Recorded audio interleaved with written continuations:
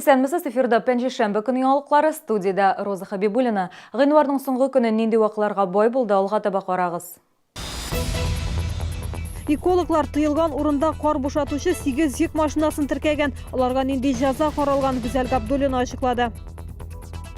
Яңа шәһәрнең 404 йортында яшәүчеләр фатирда суык дип зарлана. Проблема ничек шишелер? Ағаштан, таштан, балшыктан, тиридән, хәтта камыштан йортлар. Экология музейында дөнья халыкларының йортлары дигән үзенчәлекле күргәзмә эшли. Бу хакта Римма Әхмәтова. Шәһәрнең берничә урынында кар өемнәре барлыкка килгән. Экология министрлыгының Кама буе бүлеге инспекторлары кар төялгән берничә йөк машинасын теркәгән. Алар йөкне тыйылган урында бушаткан. Мондый кагыйдә бозу очрагы өчен нинди җәза каралган? Гүзәл Габдуллина сюжетында.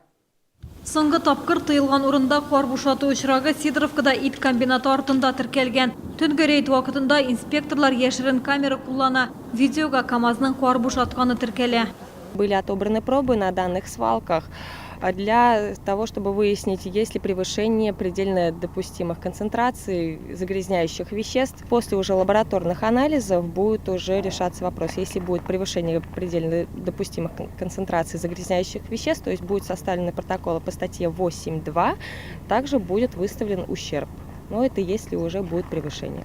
Әгәр карда пычрак матдәләр күп булмаса да, йөк машинасы хуҗаларына барыбер 2000 сумнан алып, 5000 сумга кадәр түләргә туры киләчәк. Чаллыда инде берничә урында законсыз кар өемнәре барлыкка килгән. Алар ит комбинаты 63-нче комплекс Подсолнухи поселогында урнашкан. Экологлар белдерүенчә, иң зур кар өеме 63-нче комплекс артында. Кагыйдә бозучылар, физик затлар, алар кайсы оешмаларга хезмәт күрсәтүен яшерә. Нигездә карны төнлә кеше күрмәгәндә бушаталар. Экологлар шәһәрдә рәсми рәвештә кар бушата торган 2 урын бар дип искәртә. Алар Элеватор тауында, НТС районында урнашкан. Дөрес, алдан автомобиль юллары предприятиесеннән түләүле талон алырга кирәк. Гүзәл Габдуллина, Ленар Султанов, Фәнис Ихсанов, яңалыклар. Күчеп яши башлавыбызга нибары бер атна салкынга түзәрлек түгел. Яңа шәһәрнең 404 йортында яшәүче шәһәрдәшебез шундый эчтәлектәге хәбәр белән безнең телекомпанияның кайнар элемтә телефоны мөрәҗәгать итте. Фатирда стенадагы ярыклардан җил өреп тора ди ул. Хезмәт күрсәтүче оешма белгечләре дә проблеманы хәл итә алмаган. Бу хакта тулырак Лейсән Ханова. Ночью спим в носках, в штанах, в свитерах. Анастасия Шулишкина сүзләренә караганда солкыннан кат-кат ябынып яткан юрганнар да саклый алмый. Гаиләдә кечкенә бала да бар, авырыр дип куркабыз ди шәһәрдәш. Торакка хезмәт күрсәтүче оешма белгечләре заявка буенча килеп караган. Ярыкларны сылап киткәннәр, тик проблема хәл ителмәгән. Вот здесь вот очень холодно. Тоже уже жаловались, говорили, отсюда дует. Снимайте плинтуса, штробите, пеньте. Но это же так же не должно быть. Белгечләр шәһәрдәшкә җәйгә кадәр сабыр итәргә киңәш иткән. Шул чорга стенадагы ярыкларны ремонтлау планлаштырыла. Комнату даже не смотрели. Плинтуса посмотрели, все, говорят, ремонтируйте сами. Кухню тоже не смотрели. Стены холодные, ну как-то же они же должны же реагировать на это. Электротехниклар идарә итү компаниясының баш инженеры сүзләренә караганда, фатирда җылылык нормага туры килә. Фатирда ни өчен салкын булуын түгел ачыкларга кирәк ди ул. Моның өчен махсус приборлары тепловизор бар. Ул кайда салкын булуын ачык күрсәтә. Эш стена ярыкларында гына да булмаска мөмкин ди белгеч. Соответственно, эти места и подлежат ремонту. Либо, например, необходимо утеплить створки оконные заполнения утеплить, или там по периметру, как оконный блок установлен, либо утеплить межпанельные швы. Нужно прийти в квартиру и обследовать. Подрядчы оешмада мондый прибор юк, шуңа күрә шәһәрдәшнең турыдан-туры идарә итү компаниясенә заявка бирүе кирәк.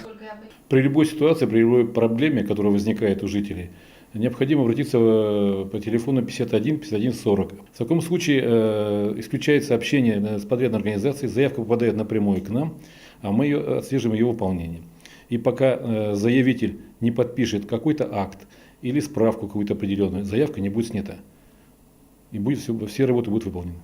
Безне фатирда янәдән тикшерү үткәрергә һәм сәбәбен тапкач, тиешле ремонт эшләрен башкарырга ышандырдылар. Лейсән Ханова, Ленар Султанов, яңалыклар. Чаллыда уртача пенсия күләме 14,245 сумны тәшкил итә. Яшы буенча лаеклы ялга чыгучылар саны ел сайын 3-4 меңгә артып бара. Бу мәгълүматларны Пенсия фонды идарәсенең ел йомгакларына багышланган киңәшмәсендә хәбәр иттеләр. Анда Чаллы мэры Ноэль Мәхдиев, Республика Пенсия фонды идарәчесе урынбасары Сергей Шашуров та катнашты. Теманы Лейсән Ханова дәвам итә. Ел сайын пенсионерлар саны 3-4 меңгә артып бара. 2018 елдан пенсия яшына кадәргеләр дигән яңа статуста барлыкка килде. Бу лаеклы елга чыгу яшының арттырылуына бәйле. Специалисты управления в кратчайшие сроки провели работу по отработке списков граждан, не являющихся на текущий момент получателями страховых пенсий по старости из числа мужчин 59 года рождения и женщин 64 года рождения.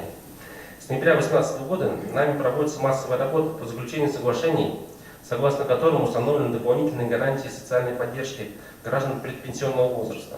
2018 елда пенсия пособиеләр башка социаль түләүләр өчен тотылган сумма 24 миллиард сумга җиткән. 2017 елда исә бу сан 400 миллионга азрак булган.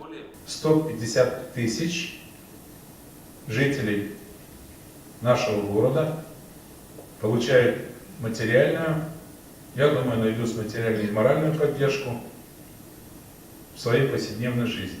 Каждый четвертый обращается по тем или иным вопросам, из них 130 тысяч пенсии по возрасту, обращается к вам. Иртәгәдән социаль хезмәтләр җыелмасы өчен түләүләр артып 1121 сумны тәшкил итәчәк. Шулай ук федераль ташламаларга ия 37 мең шәһәрдәшебез өчен дә айлык түләүләр арттырыла. На текущей неделе проведена индексация ежемесячных денежных выплат в отношении 344 тысяч граждан на 4,3%. Хочу подчеркнуть, что в большем объеме, чем было запланировано до этого в бюджете. В бюджете было заложено с 1 февраля 3,4%. Киңәшмәдә белдерүләренчә, түләүләрне үз вакытында башкару өчен барлык мөмкинлекләр дә бар. Әсәнханова, Ленар Султанов, яңалыклар. Экология һәм табигатны саклау музейында үзенчәлекле күргәзмә ачылды. Анда дөньяның төрле почмакларында яшәүче халыкларның йортларын күрергә була. Барлыгы 50ләп макет куелган, алар барысы да чын йортларга ошатып, табигый материаллардан ясалган. Мондый күргәзмә Чаллыда беренче тапкыр үткәрелә. Это чум. Он сделан из шерсти оленя. Арина яңа бистәдә яши. Макетны әнисе белән ясаганнар. Шумның кысасы, җиһазлары барысы да табигый әйберләрдән. Йорт экологик яктан чиста булырга тиеш. Бу бәйгенең төп шарты. 78-нче лицей укучысы Богдан Бреславец барысында уздырган 9 макет эшләгән. Күргәзмәдәге йорт үрнәкләренең барысы да бик кызыклы. Мисалга, борынгы Хорват йорты Кажун. Бүгенге көндә Әдрән диңгез буенда утрауларында яшәүче кешеләр әле бу Кажун дигән илләрне кулланалар. Мәсәлән, Виноград өлгергән вакытта алар бу илләрдә саклыйлар үзләренең плантацияларын. Табигый ташлардан ясалган. Шуңа күрә ул бик нык гасырлар буена халыкларга хезмәт итә. Дөнья халыкларының йортлары исемле региональ күргәзмә ноябрь аенда игълан ителгән. Укучылар, педагоглар, ата-аналар аңа ай буе әзерләнгәннәр. Нәтиҗәдә 100гә якын проект туган. Аларның иң яхшылары шушы күргәзмәдә. Первое направление – это демонстрация многообразия жилищ обитающих народов на нашей планете. И второе это направление – это человеческие критерии, это экологичность строительных материалов, это уют, комфорт, чистота. И третье направление – как оздоровить, например, современные жилища с помощью растений. Дөнья халыкларының йорт макетларын теләгән һәркем карый ала. Күргәзмә 50нче мәктәп бинасындагы экология музеенда февраль ахырына кадәр эшли. Римма Султанова, Фәнис Ихсанов, яңалыклар. Чаллыларны Татарстан чаңгы юлы 2019 ярышларына чакыралар. Чара 9 февральдә яр буе паркында узачак. Ел сайын әлеге ярышлар стартына Чаллыда 20 меңнән артык катнашучы чыгам. Быел хатын-кызларга 2-3 километр дистанцияны үтәргә тәкъдим итәләр, ир-атларга 3-5 километрга кадәр. Ярышлар шарты буенча тулырак мәгълүматны 30 56 70 телефоны аша белергә мөмкин. Бу сезгә җиткерәсе соңгы мәгълүматыбыз иде. Мин Роза Хабибуллина сезнең белән сау булашам. Исән сау булыгыз.